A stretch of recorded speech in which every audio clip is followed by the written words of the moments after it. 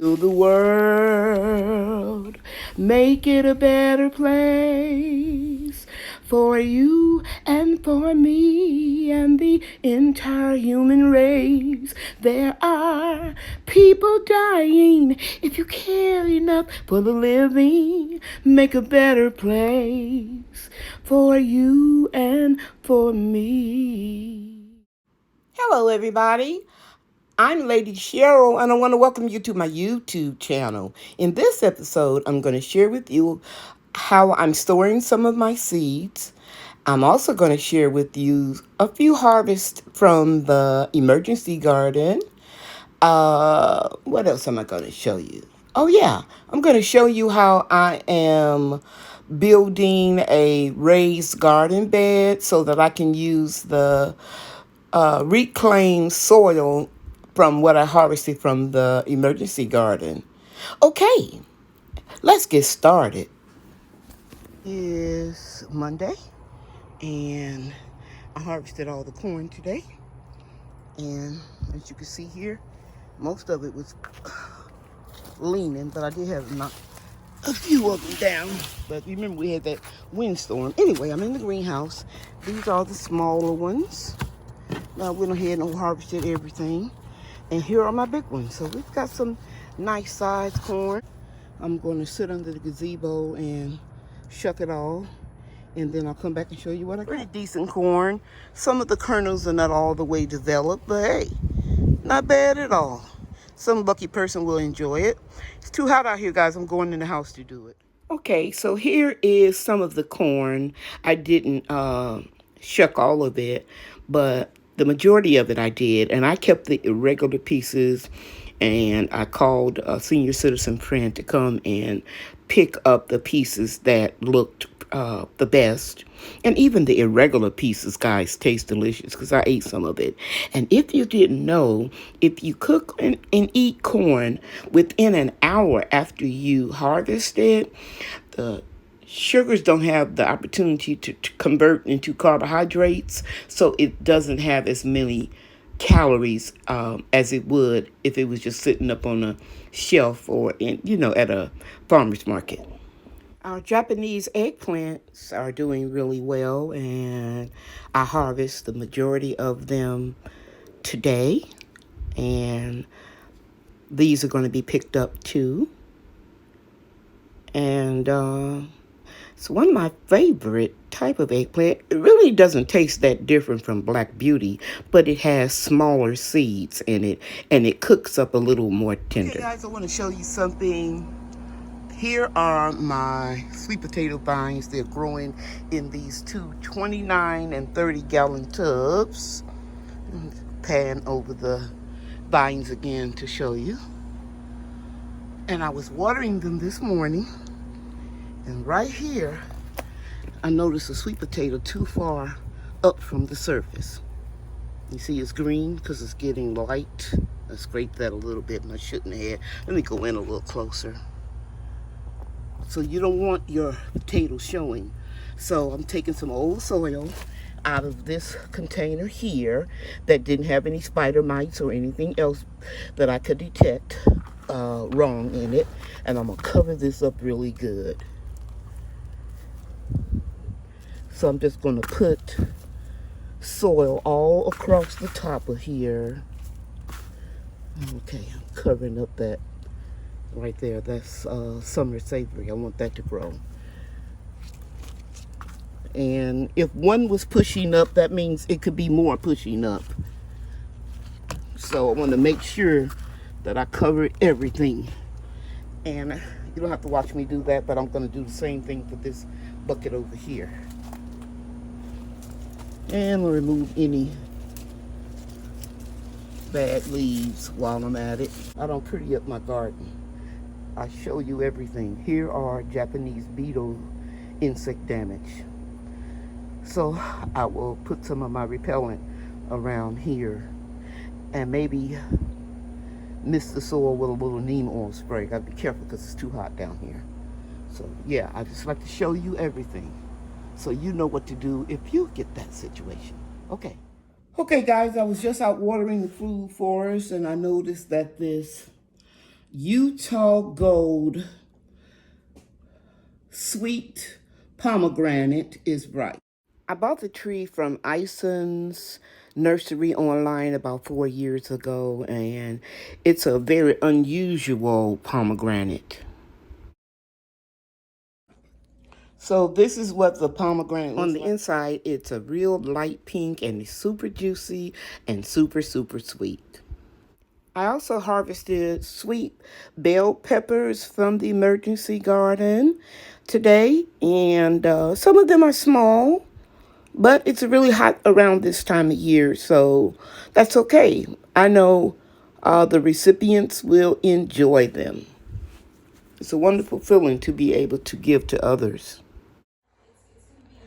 Okay, guys, here are the Texas Star Hibiscus I harvested today. I harvest them every day. And I take the flowers and I put them in a paper bag, like a lunch bag.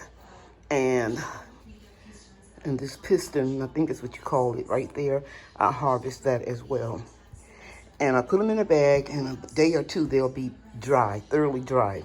But what I want to show you today is this is a seed pod. This is a Texas Star Hibiscus seed pod, and it's thoroughly dry. And if you crack it open, you'll see the seeds come out. And this is how I multiplied the Texas Star Hibiscus when I first got them. Now I don't have to do this anymore. I give them away now, but I think I'm going to add some more Texas Star Hibiscus to the food forest if I can find a spot. But last year I gave them all away, and this year I may have a few seeds to give away, but the majority of them I'm going to plant. I'm going to use more of the tea because it lowers your blood pressure. I've said it a lot of times. And I'm going to give some away as gifts. And I'm experimenting adding peach skins, dehydrated, and orange zest and lemon zest to the hibiscus, and coming up with some really nice flavors for tea. So I'm going to be drinking more of it and giving it away, especially to my siblings who all have some of the same illnesses I have, high blood pressure and kidney disease. So it'll help with that. Okay, so I took all the seeds that I've been saving for the last few days, and I put them in one of the test tubes and label them, and all I have to do is put the number on it when, when I start numbering the seeds. And I also will put an R by the name, because this is the red ones. Okay. I'm going to start growing the white ones as well. Okay. And I showed you guys Monday night. These are the California Wonder large sweet peppers. Some people call them bell peppers. I'm going to try to remove any dried pulp in here and put these also in a test tube or two, probably be more like 3. And then, of course, here are the marigolds. And I've got to sort through here and pull out some of the flower debris and get these all in the test tubes today. And the last thing I'm going to do today is I'm going to finish the raised bed, a raised garden bed that I started outside because I have all this extra soil from the emergency garden. So I thought that it'll be a good idea to make a raised bed with just marigolds and maybe some zinnias in there too. And that way they can keep nematodes away, as well as act as a trap crop for spider mites. Okay, so here is the new garden bed that I was working on. It's sitting next to a raised bed that I have my 2 Hell Haven peach and a nectarine tree. And right in here, I just put all this reclaimed soil, and I carried 4 bricks here. And, well, I always say bricks, but they're actually cement blocks. And for some reason, they were feeling real heavy today. So I have 4 more to put where the wood is. I just had that there temporarily while I was emptying the containers from the emergency garden. So I'll start back tomorrow and I'll wrap that up and I'll show you what it'll look like in my next video. So next year I'll have some zinnias that I usually plant in 5-gallon buckets. I'll put some of these in the flower bed that I'm going to make. I'll put the zinnias in the middle, and then all around the border I'll use the marigolds. Okay, let's see if I can see any other flowers I may add. As you can see here, these green little seedlings, these are all marigolds. They're coming up very fast. That looks like a zinnia right there. And a zinnia here, marigold.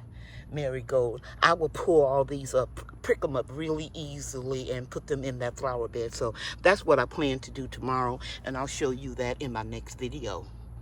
But while I'm out here, I'll just show you that the peas are growing real nice. Let me squat down so you can see how tall they really are. And they're climbing up the trellis. And they look really nice and green. So I'm happy about that. Now here is something crazy. This tree had fire blight, so I cut it back all the way down about 3 feet. And now it's blooming again. All of these light colored leaves that you see are new leaves. This crazy tree thinks that is spring, so it's putting out blooms. They'll fall off though. Maybe we'll get fruit next year. Thanks for taking time out of your schedule to watch my video. You guys know that I appreciate you very much.